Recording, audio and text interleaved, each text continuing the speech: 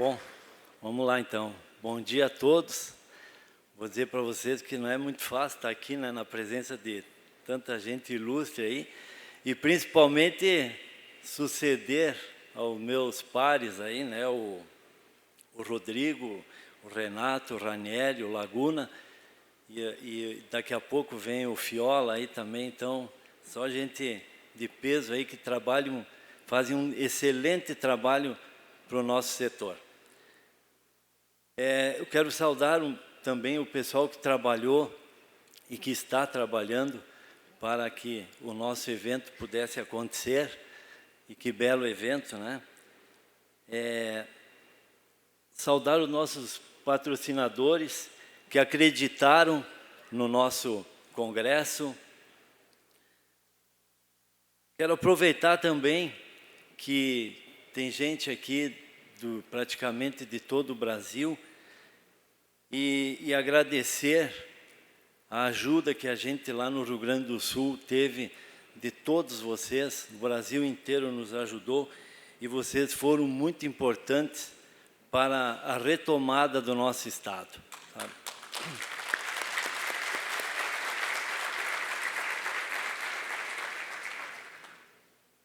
Com certeza, o trabalho de cada entidade em prol do setor automotivo é importante, mas somente com a união de forças é possível atingir resultados significativos. Sozinhos podemos andar, mas vamos mais longe juntos, e é isso que a gente está tentando fazer aqui, né? Nessa primeira edição do Congresso Aliança, estamos debatendo pautas importantes para o segmento direto, para o nosso segmento. Direito de reparar, inspeção técnica veicular, descarbonização da frota e, em seguida, vem a inteligência artificial, que ainda será debatido, né? Pautas importantes e que não poderia ficar de fora é a reforma tributária e seu impacto no nosso aftermarket, tema ao qual fui incumbido de fazer a chamada para o debate. Nossos negócios são sustentados pela competitividade e rentabilidade, e são exatamente esses pilares os afetados com a alta carga tributária no Brasil, especialmente no nosso setor, que figura uma cadeia produtiva extensa. Margem de lucro se torna menor e investimentos nas próprias empresas em inovação e crescimento são atingidos pelos altos impostos, que representam uma boa parcela dos passivos dos negócios. Temos que citar ainda a burocracia do sistema tributário e as disparidades entre estados, gerando insegurança jurídica e competitividade desproporcional. Recentemente, o sistema de substituição tributária nas operações interestaduais com autopeças foi descontinuada lá no nosso estado, no Rio Grande do Sul. Uma vitória para o nosso setor, que agora se encontra em um cenário mais competitivo. Isso foi conseguido em função de uma forte união que fizemos por lá, né? E aqui presente, até eu quero enaltecer o Marco Antônio, presidente do Cinco Peças RS.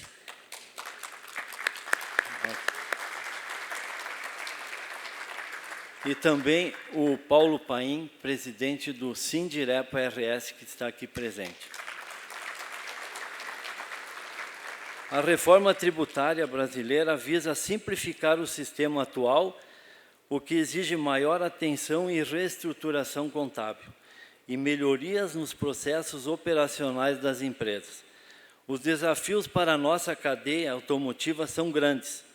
Fabricantes precisam se adaptar às novas exigências fiscais, distribuidores precisam rever suas margens e estratégias logísticas diante de possíveis mudanças na carga tributária entre estados. Para o varejo, a nova legislação pode afetar o preço final ao consumidor e a competitividade, exigindo maior eficiência e planejamento tributário. Esses impactos, embora possam trazer ganhos de longo prazo, demandam uma fase de transição cuidadosa e investimentos em conformidade fiscal. E é sobre essas pautas e outros temas que ouviremos no próximo talk. Deixa eu pegar aqui. Que vai ser tratado aqui são os impactos das mudanças na legislação tributária para fabricantes, distribuidores, varejistas e aplicadores do nosso setor. Para isso, os nossos palestrantes, Carolina Verginelli, sócia da Deloitte, especialista em tributos indiretos, Alexandre Furman, sócio da Deloitte, especialista em consultoria tributária. Muito obrigado a todos pelo espaço, aproveitemos ao máximo o congresso e que a Automec seja, mais uma vez, momento para crescimento e efetivação de bons negócios. Então, já está aqui no palco aí a Carolina e o Alexandre. Muito obrigado a todos e até mais.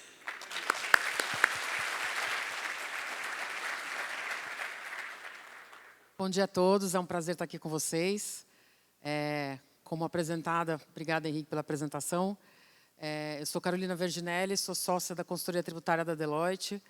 Trabalho há mais de 25 anos na área de tributos indiretos, que são os objetos dessa reforma tributária. Estou aqui com o Furman.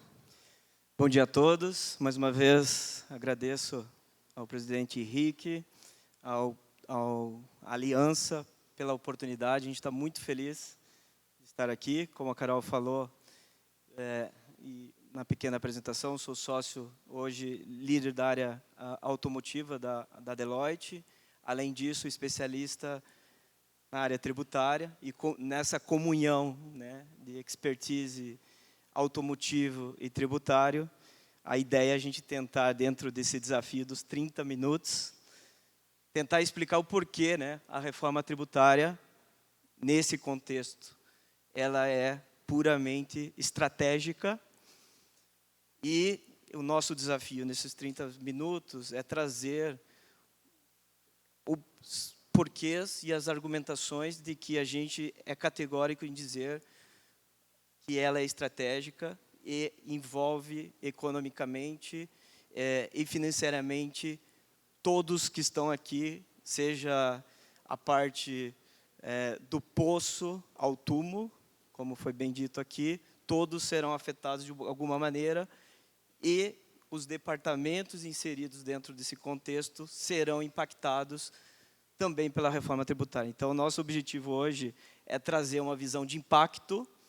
A Carol vai trazer aqui o quão existe, né, a normatização com 499 artigos que representam essa transformação, mas a ideia é não trazê-los aqui de uma forma detalhada, mas sim trazê-los, os principais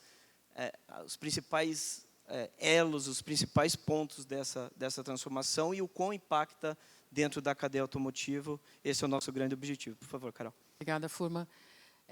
Como o Furman comentou, a ideia não é a gente ficar sendo super advogado aqui, a ideia é a gente trazer pontos práticos mesmo da reforma tributária, mas antes disso a gente precisa entrar um pouquinho num contexto e a gente vai ser bem sucinto nesse quesito, mas isso faz a ligação entre os impactos da reforma e o setor de autopeças e aftermarket.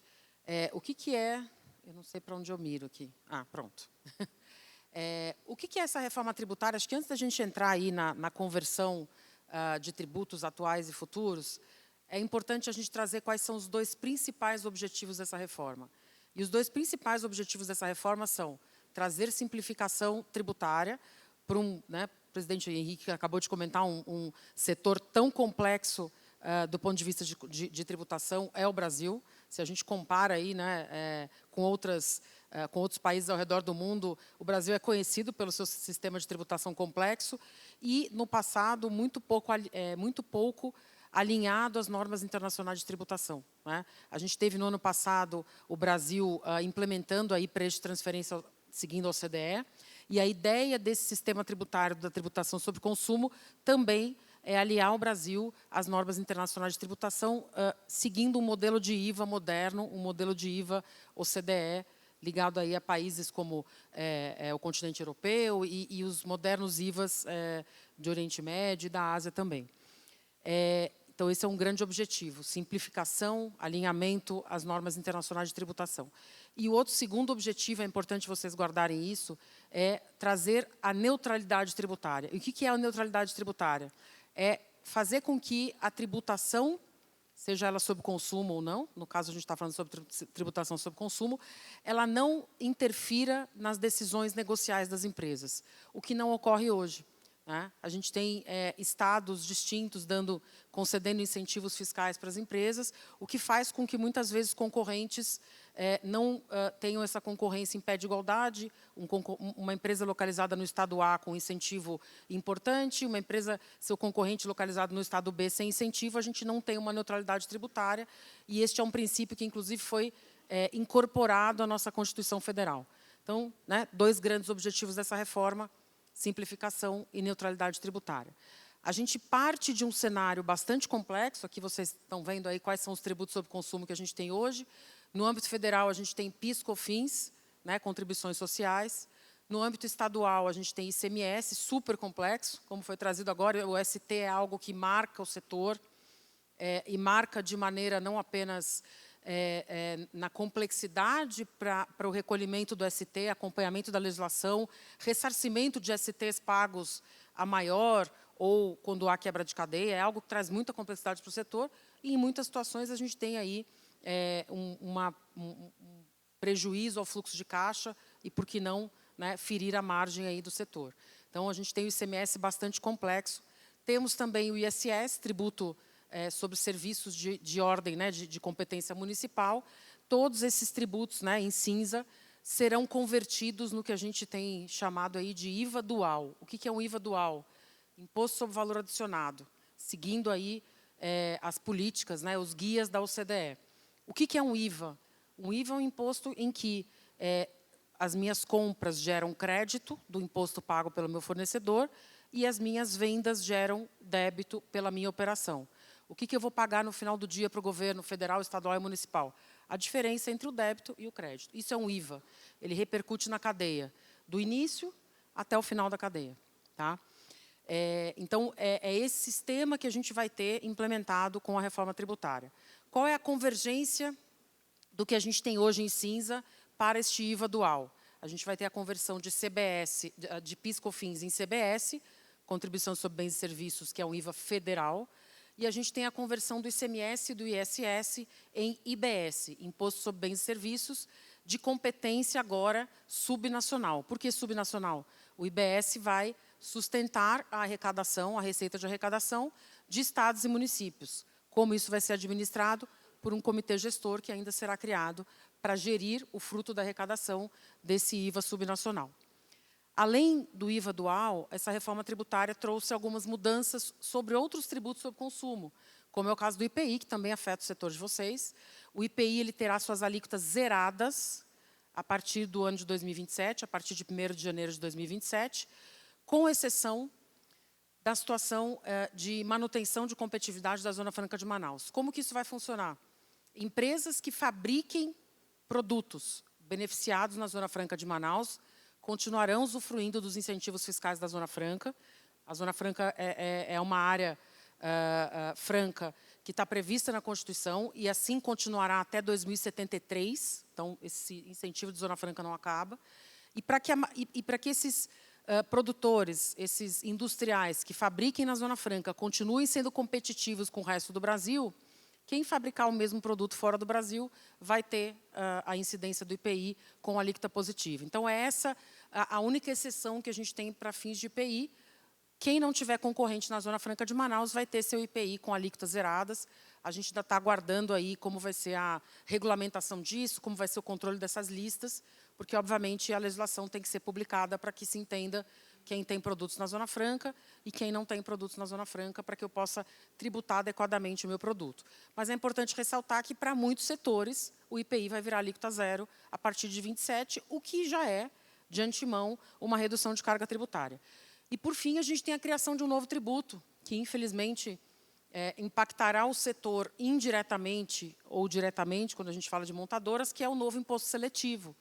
Esse imposto seletivo foi criado para controlar comportamentos de consumo de bens prejudiciais à saúde e ao meio ambiente.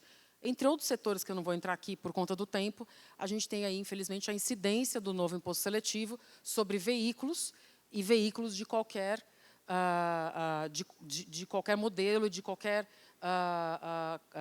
potência e motor, seja combustão, híbrido ou elétrico, né? Não há diferenciação da incidência do IS sobre os veículos. O que vai existir é uma diferenciação de alíquotas. Então, quanto menos poluente for aquele veículo, menor a alíquota. Quanto mais poluente for o veículo, maior a alíquota. Quem vai definir isso? Legislação, que ainda não foi publicada. Tá? Então, esse é um resumo muito rápido do que vai ser essa reforma tributária.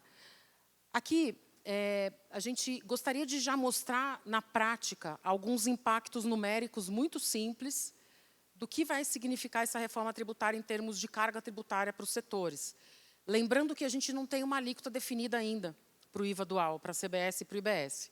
Existe um teto soft que se pretende alcançar de 26,5% dessa alíquota conjugada, mas muito provavelmente o que o Ministério da Fazenda traz é de que nos primeiros anos ainda da reforma a gente não vai alcançar esse teto soft, provavelmente a alíquota fica em torno de 28%, não sabemos ainda. Aqui a gente traz alguns exemplos numéricos com a alíquota do teto soft, 26,5%. Então, para a gente fazer algumas comparações aqui, né?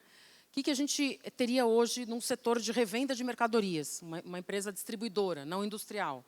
A empresa hoje teria, se ela tiver um regime não cumulativo, 9,25% de PIS/COFINS, 18% de ICMS, uma alíquota nominal de 27,25%.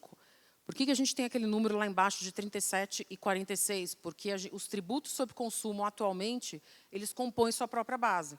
Então, eu preciso fazer o grossap daqueles tributos para eu chegar na carga tributária efetiva. O que significa dizer que uma alíquota nominal de 27,25 significa uma carga tributária de 37,46 na saída. O que a gente vai ter se comparar o atual com o futuro? A gente vai ter aí no teto soft uma alíquota de 26,5% e é por fora, porque o IVA dual ele vai ser calculado por fora, está na emenda constitucional, está na lei complementar, a gente não tem mais grossap com a reforma tributária. Então, vemos que, a princípio, uma empresa que não possui incentivo fiscal, que paga PIS/COFINS e ICMS, vai ter a carga tributária diminuída. Claro, tem peculiaridades interestaduais, internas, mas, a princípio, num cenário desse, a gente tem uma alíquota diminuída. Se a gente for pensar numa empresa industrial, né, parece que melhora, né? Porque, além do PIS/COFINS e ICMS, uma empresa industrial potencialmente tem alíquota positiva de IPI, a gente colocou aqui para títulos exemplificativos 5%, o que significa dizer que a gente tem uma alíquota nominal de 32,25%, uma carga tributária de quase 41%, de pouco mais de 41%, comparado aos mesmos 26,5%. Se a gente considerar que são produtos não fabricados na Zona Franca de Manaus e, portanto, com a alíquota zerada a partir de 27%. Parece que nessa segunda situação também a gente teve uma diminuição de carga. E se a gente estiver falando de uma empresa que industrializa mercadorias, mas tem incentivo fiscal? Bom, nesse caso, pelo nosso exemplo aqui, a gente vai ter um aumento de carga tributária. 9,25% de PIS/COFINS, uma carga tributária aí de 2% de ICMS, os mesmos 5% de IPI, trazendo uma carga tributária efetiva de 18% contra 26,5%. Nesse caso, empresas incentivadas, potencialmente, teriam um aumento de carga tributária. A gente sempre fala que precisa fazer cálculo. Na teoria, é uma coisa, quando a gente monta a planilha, faz a precificação do produto, é outra. Então, precisa calcular. Aqui a gente tem um último exemplo numérico e que é importante, são insights que a gente quer já passar para vocês, né? Quando a gente pensa no setor de serviços, e a gente sabe que o setor de serviços é um setor que está amplamente, para fins de imposto de renda, tributado pelo lucro presumido, né? O que significa uma alíquota de PIS/COFINS de 3,65%, não de 9,25%, mas no nosso exercício aqui a gente pôs uma alíquota do regime não cumulativo, 9,25%, mais 5% de ISS, que é o máximo de alíquota de ISS possível hoje no Brasil, né? o range é de 2% a 5%, a gente pôs a maior alíquota, chegamos aí numa carga tributária efetiva de 16,62%. Se a gente comparar isso com o teto soft, dá um aumento de 10% de carga tributária, o que é bastante significativo, o que nos faz parecer, nos faz crer, que o setor de serviços terá um impacto aí, significativo de aumento de carga tributária. Vejam que essa reforma tributária ela não tem o condão, como eu falei no início, de aumentar ou diminuir a carga tributária geral do Brasil, a arrecadação geral do Brasil. Pelo contrário, a própria emenda constitucional trouxe um teto de arrecadação que vai ser calculado quando a gente começar o período de transição da reforma tributária, e esse teto de arrecadação não pode subir e também não vai descer. Existe um teto aí de segurança de arrecadação dos últimos 10 anos. Mas isso não significa dizer que alguns setores vão potencialmente ter um aumento de carga tributária e outros diminuição de carga tributária. De novo, vai depender muito da característica da tributação atual, da existência ou não de incentivos fiscais e, obviamente, do setor que essa empresa está inserida. Aqui acho que é importante, tentando já trazendo a conexão com a prática, a gente teve a oportunidade já de fazer inúmeras simulações em diversas indústrias, em diversas empresas, e o que a Carol falou é categórico. Se alguém tiver aqui e trazer que a setor X, Y, Z vai ter um aumento, uma redução da carga tributária, a gente tem que minimamente desconfiar. Por quê? Porque dentro dos cases, da experiência que a gente vem fazendo essas simulações, o que vai ser o ponto de equilíbrio para que a gente possa entender o efeito quantitativo da reforma tributária? É aquilo que a empresa hoje, no cenário as-is, tem como capacidade de absorver os benefícios fiscais, estaduais principalmente, e municipais, e que vai perder dentro desse processo com que a Carol acabou de nos explicar, com a capacidade de atribuir, e a gente vai ver nos próximos slides, os créditos dentro de um conceito de não cumulatividade. Então, esse ponto de equilíbrio entre aquilo que eu consigo absorver sobre a nova metodologia e aquilo que eu posso vir a perder sobre aquilo que é aplicado sobre isenções, reduções, benefícios fiscais, é o ponto de equilíbrio que vai nos trazer se uma empresa ela vai ser beneficiada ou não sobre o aspecto da reforma tributária. E como a Carol bem explicou aqui também, quando a gente começa a observar só esses slides aqui sobre um viés apenas tributário, pode nos parecer apenas uma troca de nomenclatura sobre o aspecto de tributos, né? Troca de alíquotas, mas não.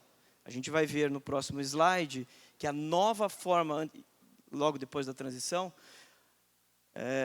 a gente vai ver que a nova forma da metodologia de como se apurar, e quando você começa a se debruçar nessa análise qualitativa, você começa a entender que a gente vai ter reflexo na confecção do pricing, a gente vai ter reflexo no pós-venda aqui, quando o pessoal mencionou a questão de serviços.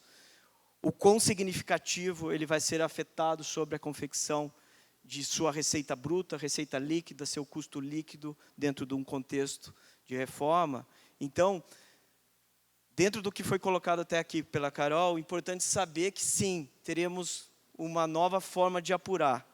E dentre esses 6 pilares que a gente traz aqui, e que a Carol vai destacar, são os pilares que, estrategicamente, as empresas precisam estar atentas, porque é aqui que estão os impactos sobre o viés tecnológico, comercial, jurídico, contábil, financeiro e tributário. Então, Carol, se você puder trazer o que está por detrás dessa metodologia para que a gente possa estar trazendo os impactos, por favor. Claro.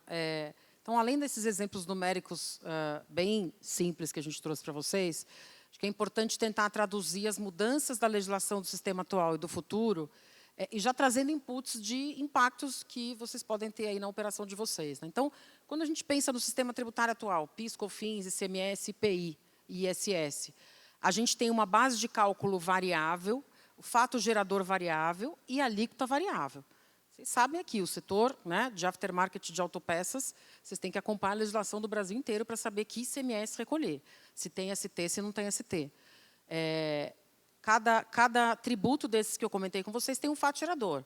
PIS/COFINS, receita ou faturamento, ISS, prestação de serviço que consta na lista, se não tiver na lista não tem ISS, ICMS, circulação de mercadoria, IPI, venda de produto industrializado ou equiparado, né, de equiparação industrial, cada um tem um fato gerador diferente. Se a gente pensar no cenário futuro, a gente está falando de uma base única. Esse IVA dual, esses dois tributos, CBS e IBS, são irmãos gêmeos, mesma lei complementar, mesma legislação, mesma base de cálculo. E é uma base de cálculo ampla. Hoje, por exemplo, a gente não tem a tributação na locação. Locação de veículos, locação de máquinas, não tem tributação de ISS, porque não é serviço. No cenário futuro, onde a gente não está mais falando de um fato gerador prestação de serviços, mas de um fato gerador amplo, né, de uma operação onerosa, como é a locação de veículos ou máquinas, eu vou ter a tributação do IVA dual, hoje com essa alíquota soft de 26,5%. Vejam que o setor de locação vai ser mais impactado financeiramente do que o próprio setor de serviços, porque hoje a locação, né, no pior cenário, tem 9,25% de PIS e COFINS. Então, vejam que a gente muda aí a perspectiva da tributação dos tributos sobre consumo no cenário atual e futuro. Já comentei com vocês a questão da formação do preço. Para quem é do comercial financeiro aqui, formação de preço super importante. Vem do líquido, vem do bruto. Essas são discussões que a gente tem tido em vários clientes. Puxa, minha lista de preço hoje ela é regionalizada. Eu tenho lista de preço para vender para o Rio Grande do Sul, eu tenho lista de preço para vender para o Paraná, eu tenho lista de preço para vender para a Bahia. Por quê? Porque eu tenho alíquotas diversificadas nas operações interestaduais, porque eu tenho incentivo. Tem uma série de incógnitas nessa variável. Será que eu vou comprar do produto que vem da Zona Franca de Manaus? Exatamente. Ou produtos que estão fora da zona em virtude do IPI que vai ser tributável ou não tributável? Exatamente. Então, essas discussões de formação de preço e de lista de preços são super importantes para a gente já começar a pensar. O cálculo atual é por dentro, com exceção do IPI, que é o único tributo atual por fora, e o cálculo da CBS e do IBS é por fora sempre. Tá? A gente tem a questão de que os tributos atuais, durante o período de transição, a gente vai falar dele daqui a pouco, não compõem a base de cálculo dos tributos futuros, que bom, né? Que um sistema não vai incidir sobre o outro. E a gente tem, como o Furman comentou, uma não cumulatividade estendida no sistema futuro. Se a gente for pensar na não cumulatividade, no direito a crédito do ICMS, do PIS, da COFINS, do IPI hoje, ele é restrito. IPI, ICMS, super ligado ao físico. Eu tenho mercadoria, eu comprei para revender, tomo crédito. Se não tivesse ST. Eu usei aquilo para fabricar meu produto, tomo crédito. Se não, eu não posso tomar crédito. PIS e COFINS também tem uma não cumulatividade restritiva. Não é à toa que, do ponto de vista federal, o PIS e COFINS hoje é o maior contencioso federal que a gente tem no Brasil, por conta da discussão dos créditos. A gente acaba com essas discussões no cenário futuro. A não cumulatividade do IVA dual ela é plena. Eu costumo sempre dar o exemplo, o Furman não aguenta mais, mas acho que esse exemplo é emblemático. Se vocês contratarem uma empresa para fazer a manutenção do ar-condicionado do escritório de vocês, né, a partir do momento da vigência da reforma tributária, vocês vão poder tomar crédito desse serviço de manutenção do ar-condicionado do escritório. Hoje não se toma crédito nem de PIS e COFINS e o ISS é custo. No futuro, vai se tomar crédito de 26,5% deste valor ou da alíquota que for definida à época. Então, vejam que a gente também tem uma diferença de perspectiva de cumulatividade, de não cumulatividade. Por quê? Porque a gente está falando de um IVA, Imposto sobre Valor Adicionado, puro, real, não o que a gente tem hoje. A gente também tem a diferença de recolhimento do imposto. Hoje, o ICMS e o ISS, regra geral, são recolhidos na origem, local do estabelecimento remetente, local do estabelecimento prestador. No futuro, vai ser no destino. Vejam que, para a formação de preço, isso também é relevante. Eu vou ter que saber onde está o meu cliente para pagar o tributo e não aonde eu estou localizado. Isso é bastante relevante. E, obviamente, os incentivos fiscais acabam ao final dessa reforma tributária, nessa linha do tempo que a gente vai explicar um pouquinho para vocês. Então, quando começa a reforma tributária? Qual que é o pontapé inicial da reforma tributária? É hoje. Porque, para eu conseguir emitir nota fiscal eletrônica a partir de janeiro de 26, eu preciso começar a me preparar hoje. Eu tenho sistemas para mudar, eu tenho nota fiscal nova, que já saiu, inclusive, a nota técnica para emitir. Eu tenho muita coisa para fazer ao longo dessa transição de 7 anos. Em 2026, a gente começa um ano teste, um ano soft, peronomútil. pouquinho mais soft que os outros anos. Nesse ano, as empresas vão informar na nota fiscal o IVA dual de 1%, alíquota teste, sem cobrar do destinatário e sem recolher, desde que a empresa seja capaz de entregar as obrigações acessórias relativas ao IVA dual. Quais são essas obrigações acessórias? A nota fiscal eletrônica, modelo novo. Tá? Então, esse ano é isso. Continuo tributando tudo como eu faço hoje, inclusive o ST, que se tem hoje, e vou informar o IVA dual de 1% em 2026 na nota fiscal. A partir de 27, a brincadeira começa para valer. Então, a partir de 27, a gente tem a extinção do PIS e da COFINS, PIS/COFINS acaba, e nasce efetivamente a CBS com a alíquota que for determinada. Né? Se a gente mantiver aí a expectativa, a estimativa do governo, vai ficar algo em torno de 9,30, 9,50, enfim, a gente ainda tem que esperar, não sabemos ao certo qual será a alíquota. Lembrando que CBS por fora, PIS/COFINS por dentro. Para quem está no lucro real, regime não cumulativo, hoje tributa PIS/COFINS a 9,25 com grossap dá 10 e alguma coisa. Vou trocar isso aqui por 9,30, 9,50, a estimativa que o governo passou. A princípio, em termos de preço, é possível que haja uma diminuição de carga tributária de PIS/COFINS não cumulativo, alíquota básica, para a CBS, né, a partir de 27. Continuo tributando o IBS alíquota teste 0,1%, informativo. O governo quer testar o sistema. Tá? Testar os novos sistemas, a nova nota fiscal eletrônica, o novo jeito de apurar tributo no Brasil, que vai mudar substancialmente. IPI, ele é zerado a partir de 27, com exceção de Zona Franca de Manaus. Tá? E o imposto seletivo vai ser finalmente criado em 2027, com alíquotas que a gente ainda não sabe.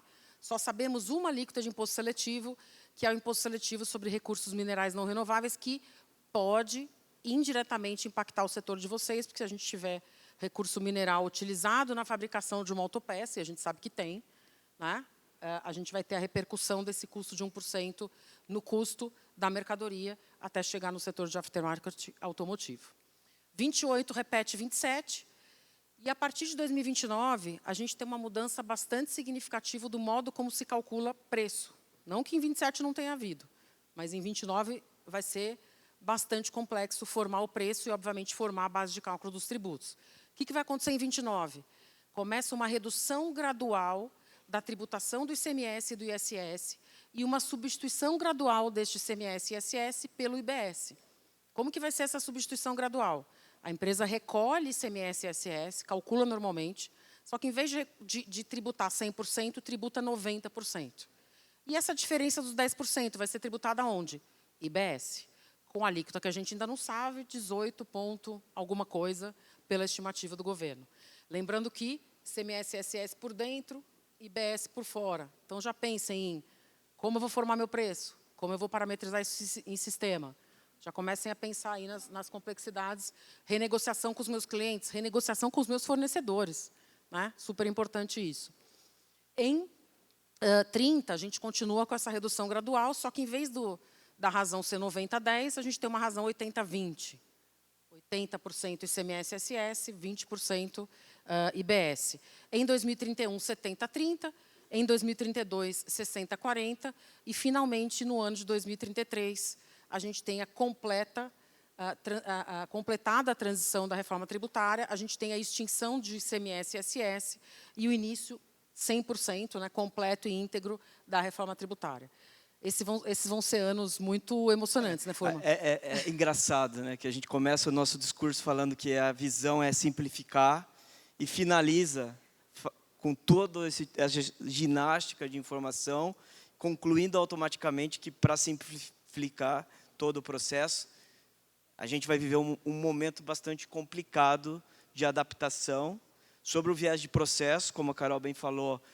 A partir de 26, a gente vai ser obrigado a fazer a gestão de 2 processos tributários para tributar, ou fazer a gestão dos impostos sobre o consumo e serviços, sim.